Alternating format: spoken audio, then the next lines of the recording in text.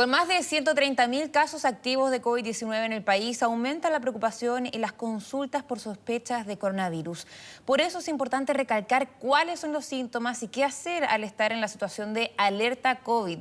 Sobre esto vamos a conversar con el infectólogo del Hospital Barros Luco, Ignacio Silva. ¿Cómo está, doctor? Buenos días.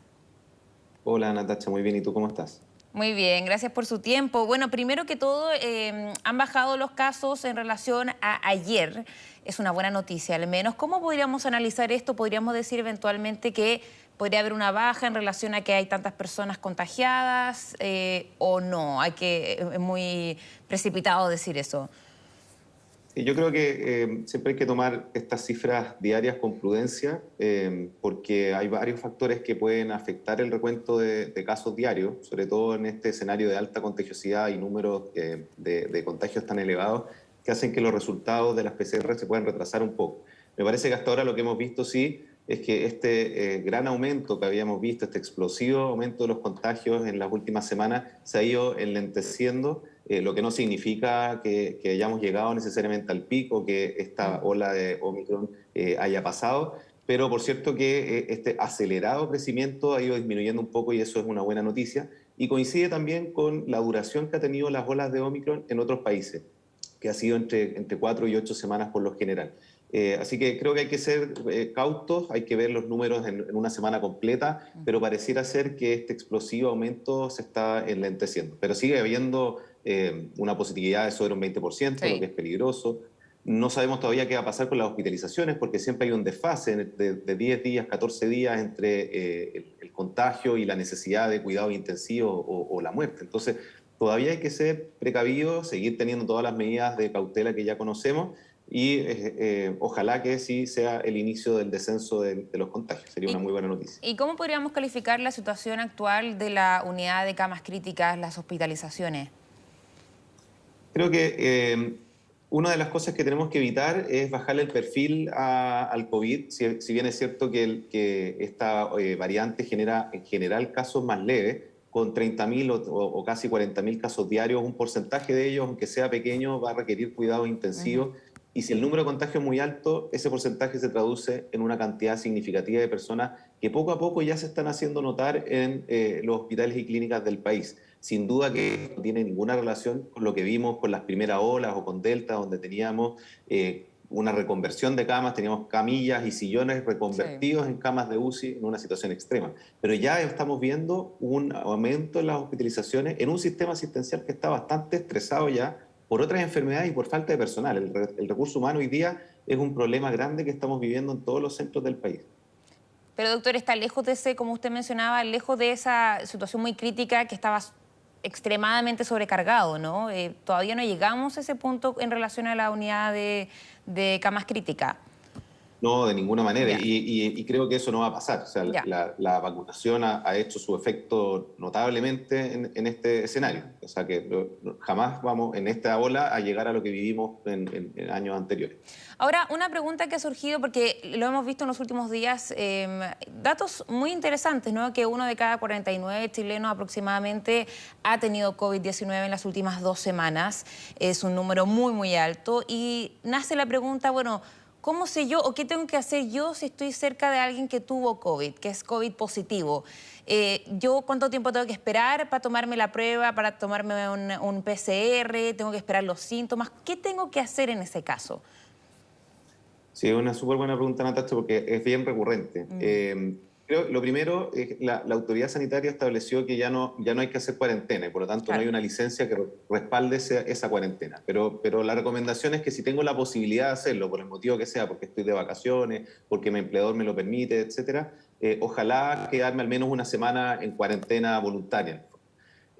Y si tengo que ir a trabajar, ir a hacerlo con una muy buena mascarilla, ojalá una mascarilla N95, KN95, y evitar cualquier tipo de reunión social durante esos 7 días.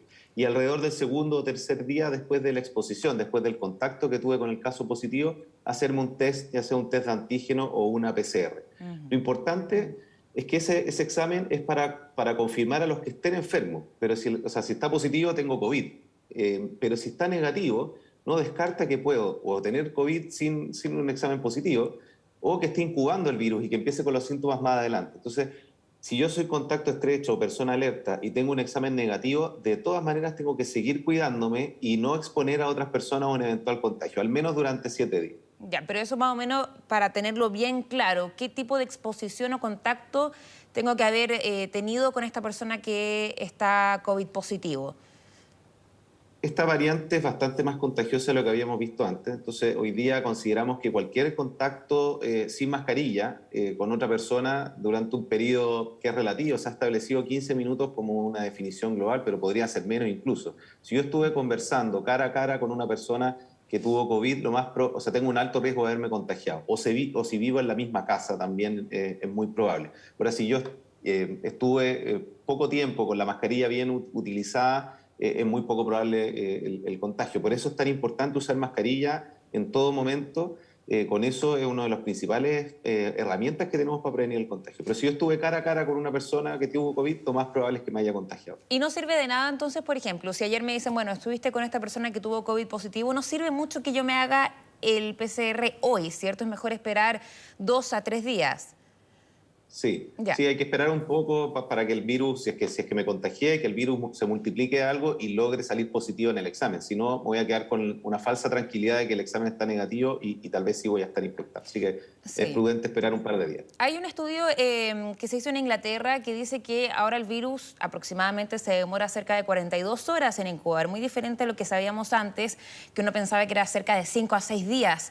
¿Qué se sabe hoy en día en relación a la incubación del virus?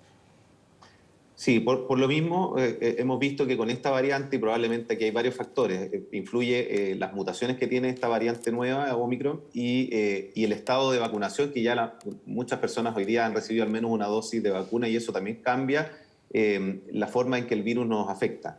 Y efectivamente antes pasaban varios días antes de que la persona empezara con síntomas y por lo tanto hacer un examen muy luego después del contagio no tenía ningún sentido. Hoy día, con esta aceleración del periodo de incubación, podemos recomendar esto, que a los 2 días ya se pueden hacer un test porque allá hay probabilidad de que salga positivo y muchas personas empiezan con síntomas después de un par de días de haber estado en contacto con alguien con COVID. Con las variantes anteriores pasaba más tiempo y por lo tanto hacer un examen tan luego no tenía mucho sentido. Entonces Ahora, eso nos va cambiando la conducta. para aclarar también ciertos temas, porque algunas personas dicen, bueno, yo cuando empiezo con síntomas recién ahí estoy contagiando. Eso no es verdad, uno puede estar contagiando 2 o 3 días antes, ¿no? Sí, sí, eso es súper importante, Natacha, porque muchas personas dicen, claro, yo no tengo ningún síntoma o recién partí hoy día con síntomas y recién empecé a contagiar. Y esto ha sido con todas las variantes. Al menos 2 días antes del inicio de los síntomas ya hay una cantidad de virus que se excreta que es importante y puedo contagiar a alguien. Por eso yo tengo que identificar, cuando yo me diagnostico con COVID, tengo que identificar con quién estuve desde los 2 días antes de iniciar los síntomas hasta, bueno, hasta que termine al menos 7 días después de los síntomas. Todas esas son mis personas, contacto estrecho o personales. Ahora hay otro tema que le quiero consultar en relación a qué pasa, porque he escuchado varios casos de personas también cercanos, el amigo de un amigo, etcétera, que dentro de una misma casa no todos se contagian, y no solamente las personas que viven en una misma casa, incluso parejas. Uno está contagiado, otro no. ¿Por qué se da esto? ¿Es normal que hayan PCRs negativos o falsos negativos o es posible finalmente que alguien que está cercano a esa persona todo el día esté contagiada y la otra persona no? Sí, existe o sea, no todas las personas tenemos la misma respuesta inmune a las infecciones y hay personas que tienen mayor dificultad para infectarse, o sea, están más protegidos por distintos factores, por la vacuna o incluso por la respuesta de cada persona.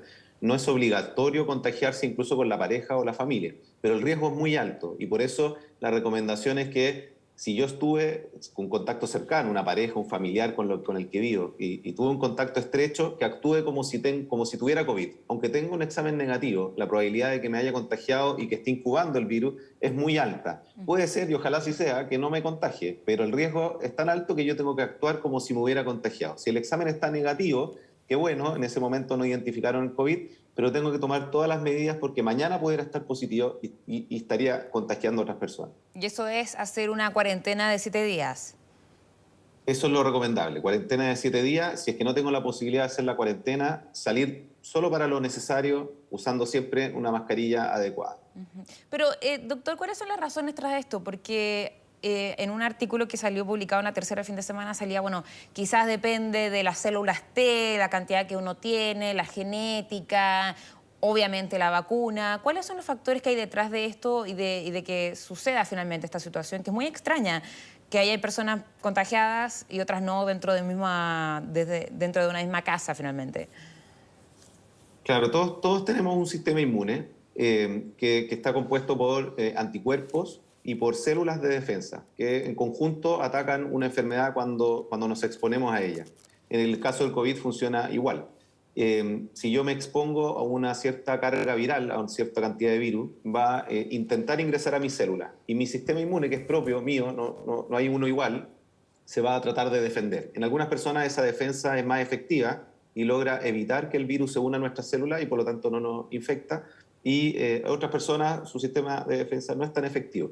Y el virus ingresa de todas maneras. Y por cierto que eso va a estar influido por la edad, porque cada persona a distinta edad tiene una calidad de sus células de defensa distinta, de las enfermedades que pueda tener la persona también. Las personas con enfermedades crónicas, diabetes, hipertensión, las que fuman, tienen más riesgo de enfermarse también.